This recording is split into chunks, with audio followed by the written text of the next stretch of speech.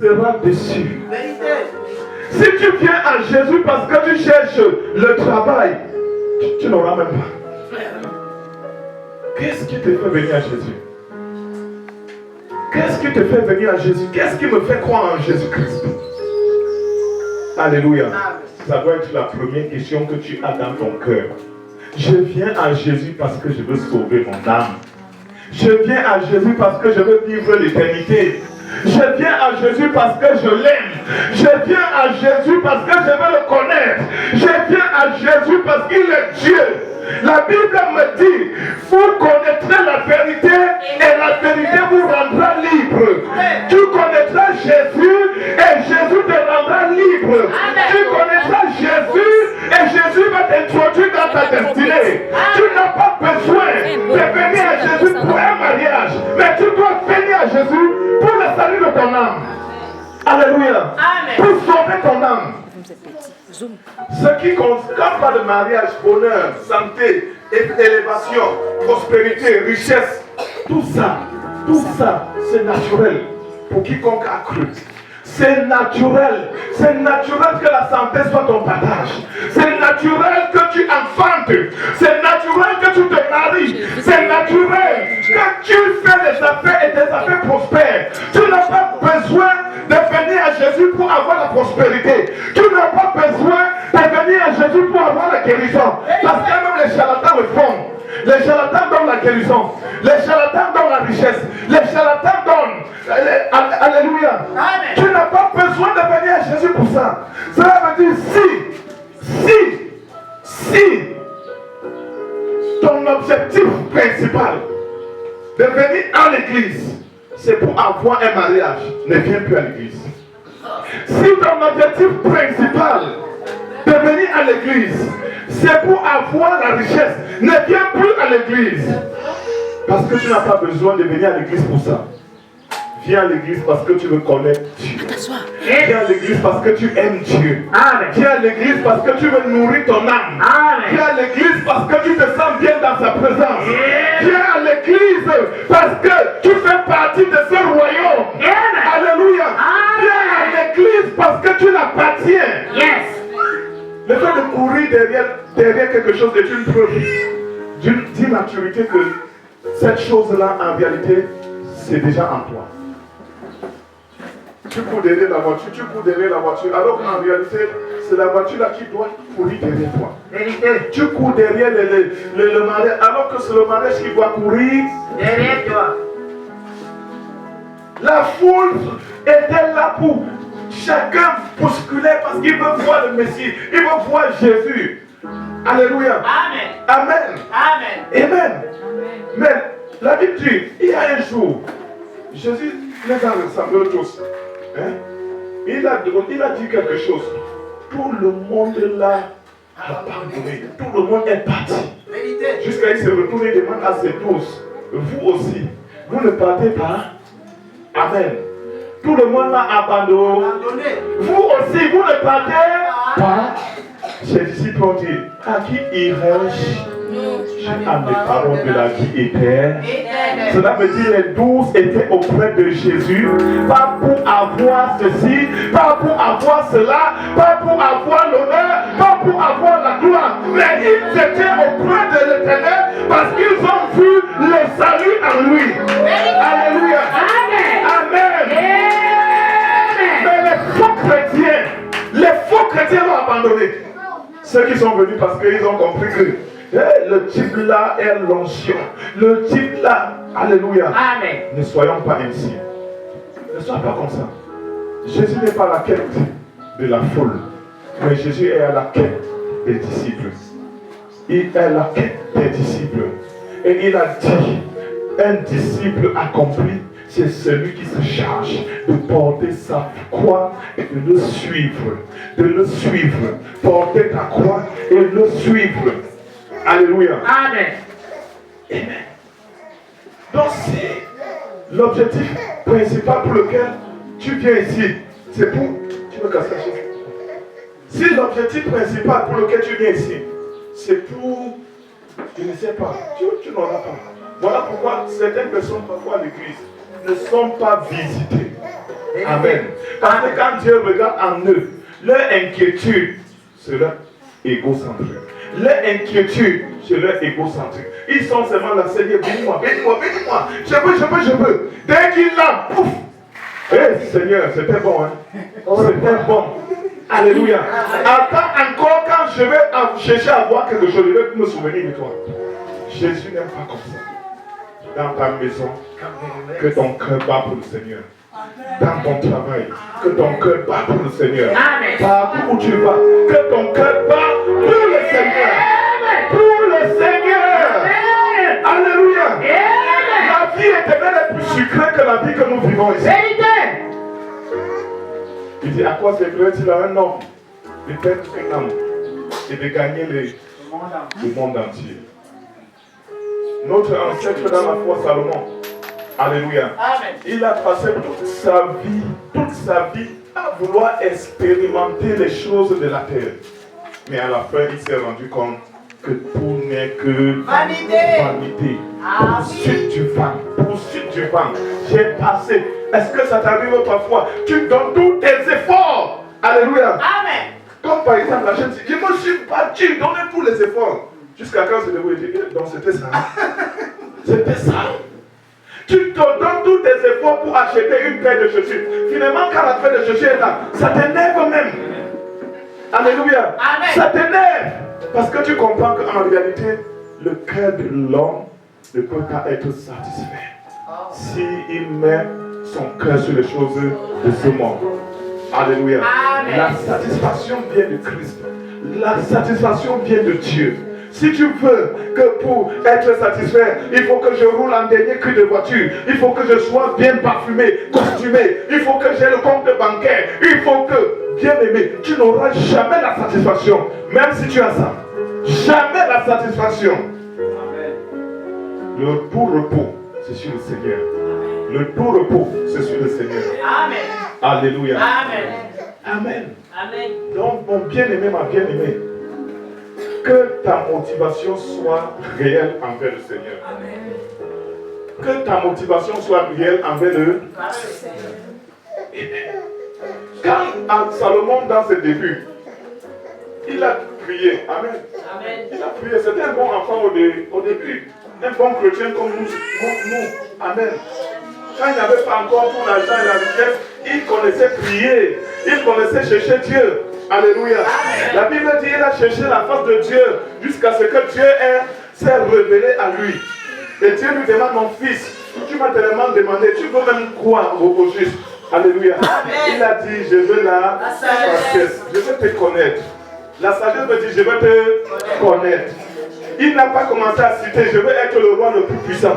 Il n'a pas dit, je veux les milliards, je veux les voitures, je veux les costumes, je veux les esclaves. Il n'a pas dit ça. Mais il a dit, je veux la sagesse. Je veux la sagesse. Et la sagesse, c'est de connaître le Seigneur. Quand Dieu lui a donné cette sagesse, la sagesse a créé les richesses. La sagesse a créé la royauté. La sagesse a affermi son trône. La sagesse, il a été tellement sage de telle sorte qu'il même s'est déconnecté de Dieu. Alléluia. Amen. Hier, tu n'avais pas l'argent, tu servais bien Dieu. Mais quand Dieu te donne maintenant l'argent, comment tu le laisses? Hier, tu n'avais pas le mari, tu servais bien Dieu. Maintenant, quand tu t'es marié, pourquoi tu ne le sers plus? Alléluia. Amen. C'est un peu comme on a l'église là. Aujourd'hui, je prêche bien. Que Dieu donne peut-être une fidèle ici, je ne prêche plus bien. Maudit soit sur cette façon. Amen. Amen. Quand Dieu te bénit, c'est l'avantage, tu dois le servir encore davantage. Pas que tu tires en arrière. Alléluia. Amen. Ne sois pas ces hypocrites qui s'étaient autour de Jésus parce qu'ils voulaient quitter Jésus. Non. Alléluia. Ne sois pas comme eux. Sois un véritable fils de Dieu. Sois un véritable enfant de Dieu. Celui-là qui aime Dieu. Pas parce que Dieu lui a fait quelque chose. Pas parce que Dieu lui a donné un bon mari. Pas parce que Dieu lui a donné un bon travail. Pas parce que Dieu lui a... Aime Dieu parce que Dieu est ton Père. Ton enfant t'aime, non? Pas ton bébé, il est là, il est dans ta main. Il sait qu'il est au paradis sur la terre. Alléluia. Il est en sécurité. Aime Dieu parce que Dieu est ton Père. Si Dieu n'est pas ton Père, c'est normal que tu ne l'aimes pas. Alléluia. Amen. Jésus était dans la foule. La foule se précipitait pour le toucher. Parce qu'en lui, il y avait beaucoup de guérisons en lui, des miracles. Dans la suite de ce test, il dit au verset 41, il dit, à ce moment suivait un homme appelé Jairus. Jairus était un homme de Dieu qui servait, un religieux qui travaillait à l'église. Parce qu'à l'époque, on appelait les églises la synagogue. La Bible dit, il se jeta aux pieds de Jésus et il supplia de venir chez lui. Amen. Il le supplia qu'il vienne chez lui. Parce que son enfant était malade. Il avait une fille à la maison qui était malade, une fille de 12 ans. Elle était en train de mourir même. Jésus partit donc pour se rendre chez lui. Cependant, la foule se pressait autour de lui toujours. Il y avait là une femme atteinte d'hémorroïdes. D'autres versions disent une femme à la perte de sang depuis 12 ans. Et qui avait dépensé tout son bien chez les médecins, sans que personne ait pu la guérir. Elle s'approcha de Jésus par derrière. Quelqu'un dit par derrière. Par derrière. Alléluia. Et toucha la frange de son verre. Aussitôt, son hémorroïde cessa, c'est-à-dire le sang a cessé de couler. La foule s'empressait pour que Jésus le touche. Mais la Bible nous dit, il y avait une femme atteinte d'une maladie depuis 12 ans. Première chose qu'il faut observer, c'est que cette femme était fidèle. Cette femme aimait Dieu. Cette femme connaissait les principes de la foi. Voilà pourquoi elle ne s'agitait pas comme les autres. Les incirconcis s'agitaient. Amen. Les incirconcis ça. Mais elle, parce que c'était une chrétienne, c'était un enfant de Dieu, elle connaissait les principes de la. Je n'ai pas besoin que Jésus me touche physiquement. Mais je sais que si je développe la foi, je sais que la foi peut me donner ce que je veux de lui. Amen. Elle est seulement passée. Toucher, la Bible dit qu'elle a touché le temps de son vêtement. Et aussitôt, l'hémorroïde a cessé, le sang a cessé de courir. Et la suite de cette histoire, Jésus va dire, il sentit une force le quitter. Et il se dit, il se pose la question à ses apôtres, ses disciples. Qui m'a touché? Mais en réalité, une foule de milliers de personnes, tu demandes qui t'a touché. On peut savoir que qui t'a touché. Tu es dans une foule de plus de 4000 personnes, 5000 personnes, et tu es là au milieu comme ça là. Alléluia. Les gens tournent autour de toi. Et tu demandes qui m'a touché. Jésus voulait te faire comprendre qu'en réalité, il ne parle pas d'un toucher physique. Ce n'était pas un toucher physique. Amen. Amen. Cette femme, dans la présence du Seigneur, elle a développé la foi.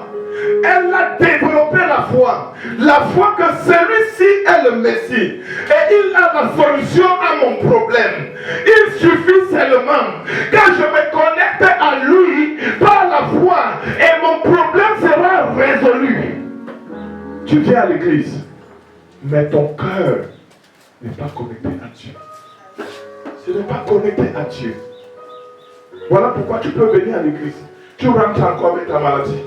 Tu peux venir à l'église, tu rentres encore avec ton démon. Tu peux venir à l'église, tu rentres encore avec la même situation. Parce que tu étais à l'église, mais le cœur était loin de Dieu. Tu étais à l'église, mais le cœur n'était pas là. Tu n'étais pas là. Alléluia. Amen. Tout ce qu'on fait à l'église, tu es seulement là, tu regardes comme le cinéma. Tu sais qu'à la fin, je vais aller voir le prophète dans le bureau. Alléluia. La grâce de la prédication n'est pas la même grâce que je m'assois comme ça là et je te reçois.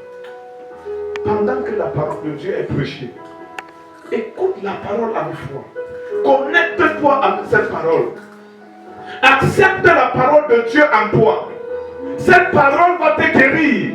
Parce que la parole de Dieu a le pouvoir et la capacité de guérir, de délivrer et de bénir. Il suffit de se connecter à cette parole par la foi. Alléluia. Qu'est-ce que tu transportes en toi aujourd'hui? Les retards, les blocages, la maladie, la souffrance, la misère, la peur, le rejet, la famine, la sécheresse. J'aimerais qu'aujourd'hui, que comme cette femme, connecte-toi à Christ au travers de la foi. Alléluia. Connecte-toi au travers de la foi. Et Jésus va te guérir. Amen. Même s'il ne te guérit pas, ne te décourage pas. Alléluia. Amen. Ne te décourage, ne te décourage pas. Les chrétiens incirconcis, ils sont trop, il y a tel homme de Dieu qui est arrivé de tel endroit, tu vois, non, c'est pas l'homme de Dieu qui guérit quelqu'un, c'est pas l'homme de Dieu qui guérit quelqu'un. Tu peux être puissant comme il ne sait pas, alléluia, mais si la foi là n'est pas stable, si ton état interne là n'est pas correct, tu n'auras rien. Est-ce que dans les grandes églises, là, les gens ne meurent pas? Est-ce que dans les grandes églises, il n'y a pas les malades? Même Jésus qui était la guérison lui-même entièrement n'a pas guéri tout le monde. Parce qu'il y a des gens que le cœur était tellement noir, fermé. Alléluia. Tellement fermé qu'aucune parole ne pouvait guérir le cœur. Amen. Donc mon frère, ma soeur, développe la foi en Jésus. Quand tu viens ici, là, développe la foi en Jésus. Ne viens pas me chercher ici. Hein? C'est les chrétiens du pasteur que quand le pasteur n'est pas là, il reste à la maison. Mais les chrétiens de Jésus, que le pasteur soit là, que le pasteur ne soit pas là, ils sont présents dans la maison de Dieu. Alléluia. Amen. Amen. C'est pas moi qui guéris. Moi, Dieu m'a pas de maladie, Dieu m'a pas de situation. Que je crie à Dieu tous les jours. C'est le Seigneur qui guérit quelqu'un. Ne sois pas dans la maison du Seigneur comme quelqu'un qui joue le calcul que Seigneur, guéris-moi vite, je parle. Non, c'est qu'il ne va pas te guérir. Mais sois là parce que tu l'aimes. Dis à ton frère, sois là parce que tu l'aimes.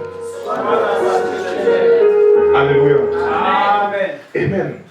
Jésus m'a donné cette permission aujourd'hui de prier pour les retards. Je ne sais pas quel est le retard qui est sur ta vie. Peut-être tu accuses le retard dans un domaine particulier, précis de ta vie. Mais par sa grâce, aujourd'hui, tu seras restauré. Amen. Au nom de Jésus-Christ. Tiens-toi sur tes pieds. Nous allons prier. Le message là, on va revenir dessus. On va revenir dessus. Alléluia. Je t'aime, tu le sais. Je te porte dans mon cœur. Et mon cœur bouillant d'amour pour toi. Tu es mon yaya. Je t'aime, tu le sais. Je te porte dans mon cœur.